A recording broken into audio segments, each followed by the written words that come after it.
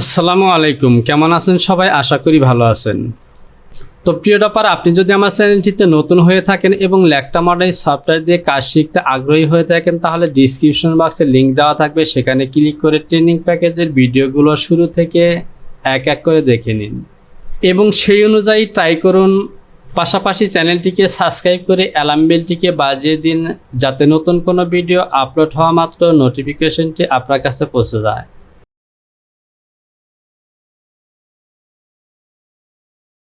তো প্রিয় ব্যাপার, আজকের ভিডিও টপিক হবে 40 সাইজের একটি বেসিক টি শার্ট।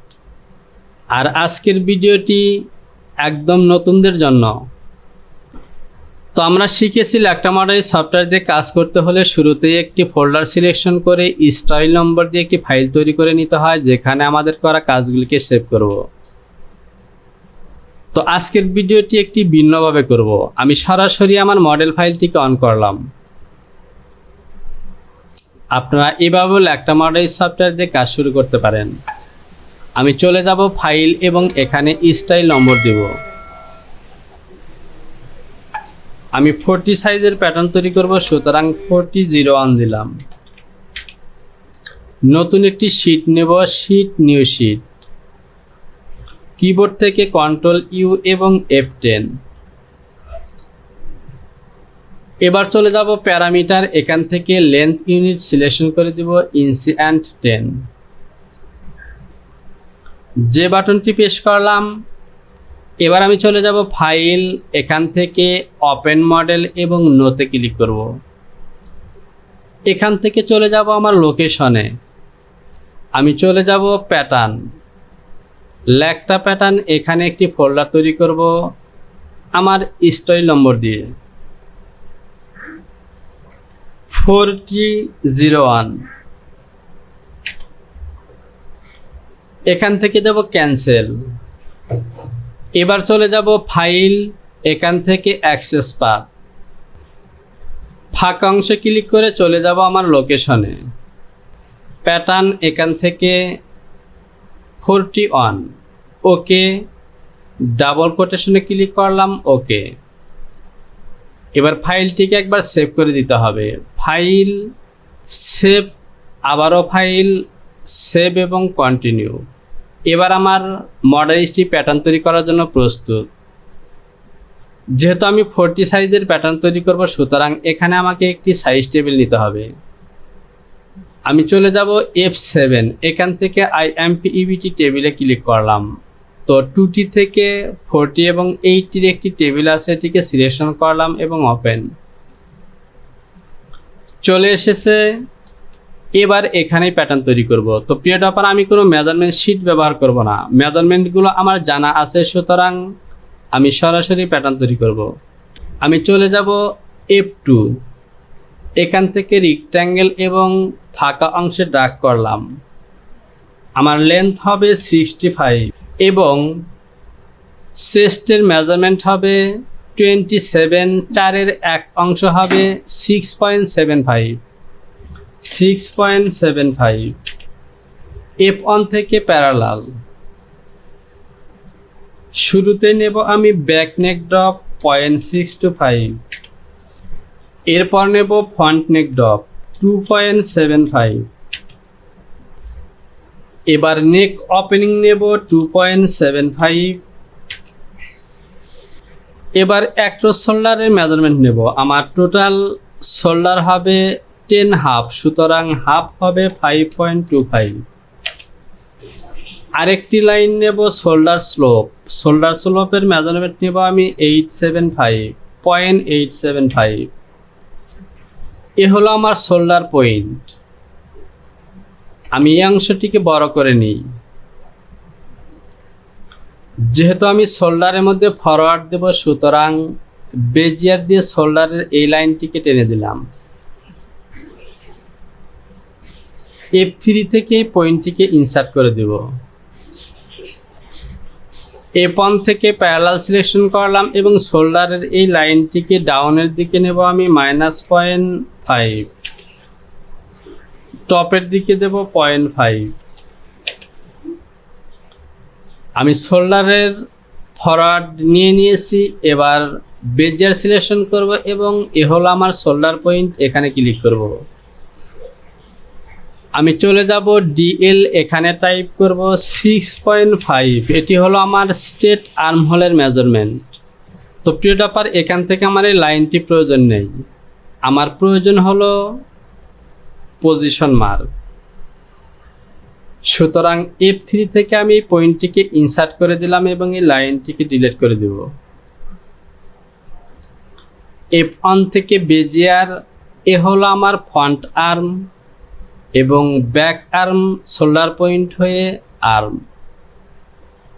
এটি হলো ফ্রন্ট নেক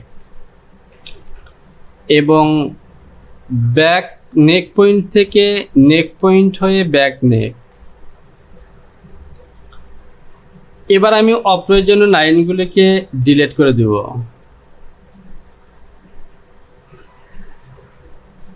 পয়েন্টগুলোকে ডিলিট করে দিলাম।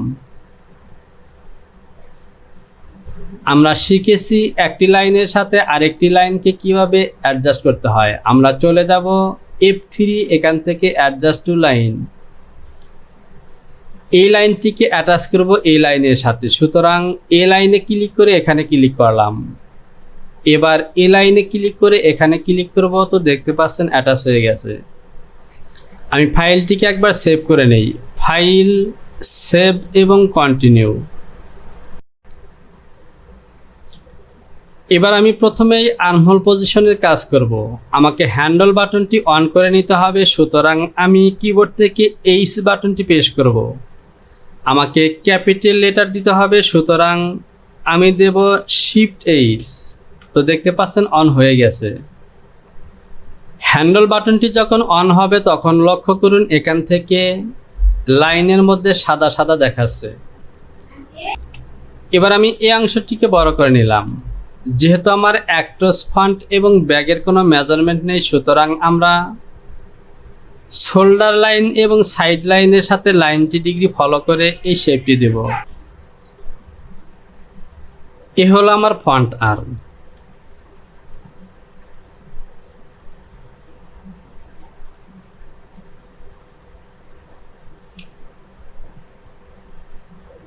তো দেখতে পাচ্ছেন ওকে, এটি হলো ব্যাক আর্ম।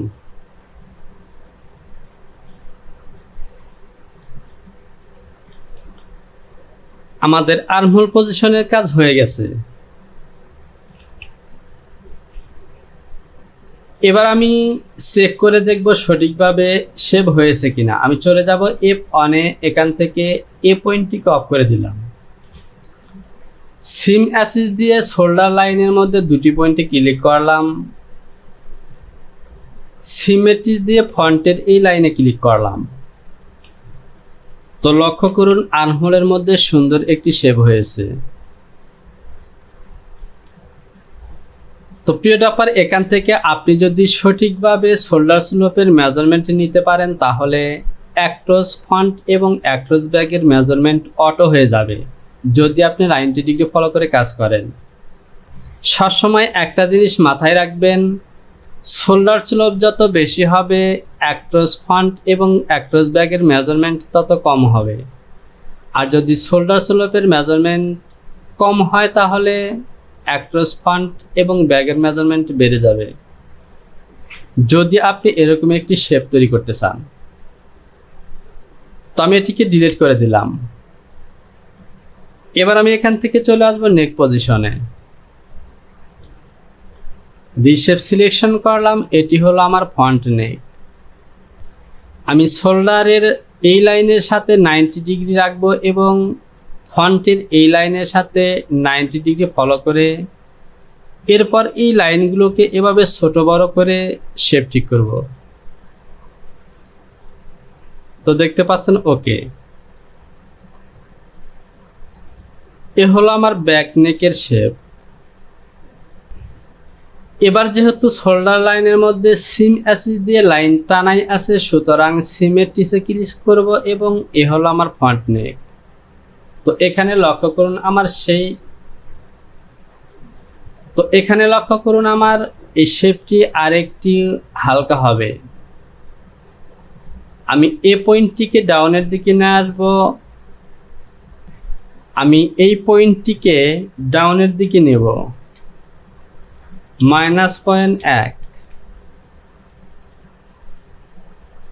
এই ডাউনের দিকে যে 0.1 নিলাম এটি কোনো সূত্র নয়, জাস্ট এটি আমার টেকনিক্যাল ইস্যু। এবার শেপটি ওকে। আমি যদি প্যারালাল সিলেকশন করে এই লাইনটিকে প্যারালাল করি তাহলে দেখতে পাচ্ছেন আমার এই লাইনটি কিন্তু, আমি যদি প্যারালাল সিলেকশন করে এই লাইনটিকে এভাবে কপি করি তাহলে দেখতে পাচ্ছেন আমার প্যারালাল করা লাইনটি নেকের লাইনের ভিতরে কিন্তু আসেনি, অর্থাৎ এই লাইনটি 90 ডিগ্রি বরাবর আছে। সে সাথে আমার শেপটি ওকে। এটিকে ডিলিট করে দিলাম।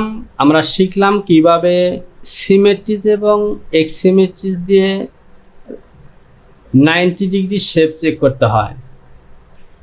সে সাথে আমাদের নেক এবং আর্মহোল পজিশনের কাজগুলো ওকে, এবং একই সাথে আমার টি শার্টের বডির ব্লকটিও ওকে হয়ে গেছে। আমি লেয়ার থেকে আর্টস সিলেকশন করব এবং এই লাইনগুলোকে হাইড করে দিলাম। তো প্রিয় টপার, আর্টস দিয়ে মুছে ফেলার কথা, আসলে এই লাইনগুলো মুছে যায় না। আমরা যদি লেয়ার থেকে হিডেন অবজেক্টে ক্লিক করি তাহলে দেখতে পাচ্ছেন এটি কিন্তু আবার শো করবে, অর্থাৎ এই লাইনটি হিডেন হয়ে থাকবে। এবার আমরা স্লিপ তৈরি করব। যেহেতু একটি টি শার্ট, সুতরাং টি শার্টের চেস্ট এবং বটমের মাপ একই হয়। স্লিপ তৈরি করার জন্য F2 থেকে 90 ডিগ্রি দিয়ে এটিকে ঘুরিয়ে নিলাম। আমি এই অংশটিকে বড় করে নেব। F1 থেকে বেজিয়ার সিলেকশন করলাম, এখানে ক্লিক করে চলে যাব DL।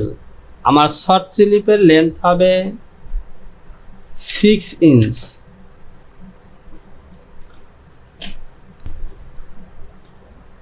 যেহেতু আমার স্লিপটি আর্মহোলের সাথে জয়েন হবে, সুতরাং এ দুটি লাইনের মেজারমেন্ট নিয়ে কিন্তু আমাকে স্লিপটি তৈরি করতে হবে।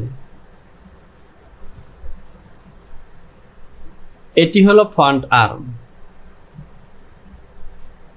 তো এখানে অতিরিক্ত লাইন আছে, আমি F3 থেকে অ্যাটাচ দিয়ে এই পয়েন্টগুলোকে এভাবে অ্যাটাচ করে দিব।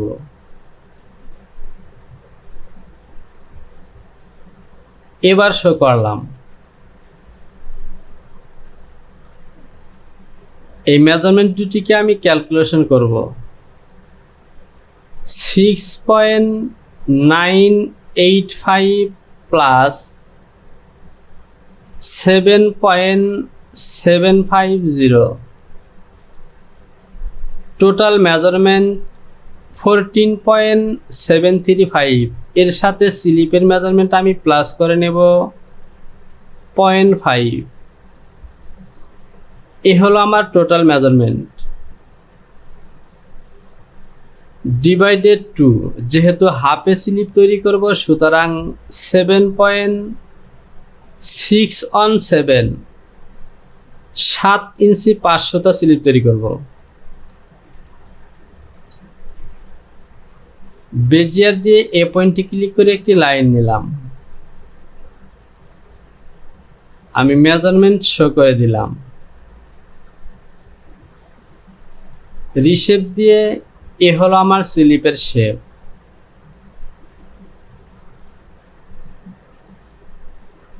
আমার মেজারমেন্ট হলো 7.625। এখানে 7.465 হয়েছে। তো প্রিয় টপার, এখান থেকে আমরা আরেকটি কাজ শিখব, তা হলো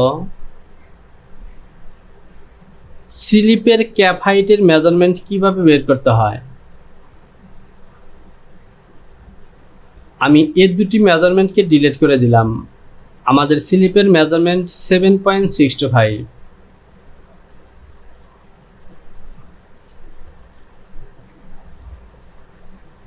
.5 এই 6.5 ইন্টু 2 ডিভাইডেড হবে 3, 4.3 অথবা আমরা 4.25 নিতে পারি ক্যাপ হাইট। যে মেজারমেন্টটি ক্যালকুলেশন করে বের হয়েছে এটি অ্যাকচুয়াল মেজারমেন্ট নয়, জাস্ট এটি একটি ধারণা। 4.25 নিলাম।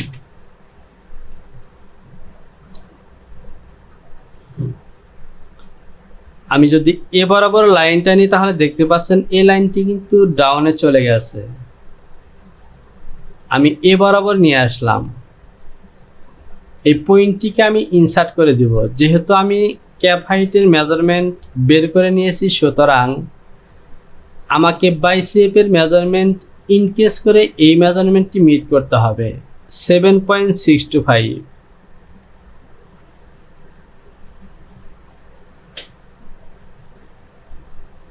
আমি আর একটু নিচে নেব, দেখতে পাচ্ছেন 7.625 এর জায়গায় 8 হয়েছে। এবার দেখতে পাচ্ছেন 625 ওকে। এই লাইনটিকে ডিলিট করে দিলাম। যেহেতু আমার আর্মহোলের মেজারমেন্ট ওকে, সুতরাং এখান থেকে বেজিয়ার দিয়ে এ বরাবর লাইন টানবো। এখানে হবে আমার স্লিপ ওপেনিং, অথবা এখান থেকে বেজিয়ার দিয়ে সরাসরি আমি চলে যাব ডিএল। আমি স্লিপের ওপেনিং নেব 5.25।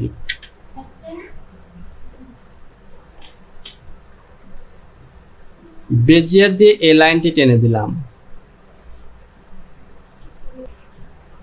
এবার আমি F4 থেকে,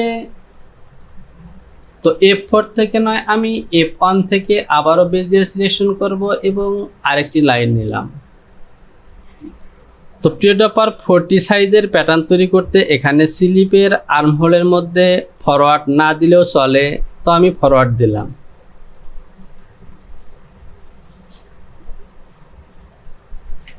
যেহেতু আমরা প্যাটার্ন তৈরি করা শিখছি, সুতরাং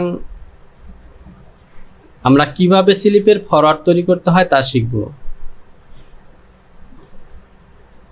তো আমি স্লিপের মধ্যে ফরওয়ার্ড তৈরি করলাম।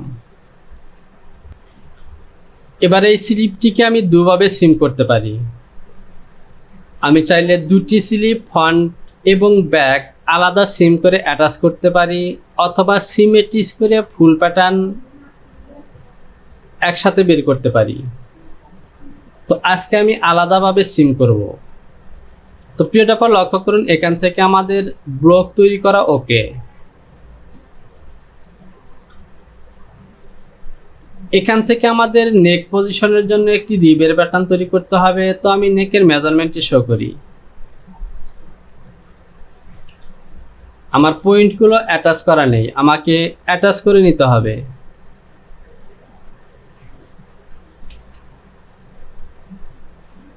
যদি নেক মেজারমেন্ট ক্যালকুলেশন করি তাহলে 3.370 প্লাস 3.780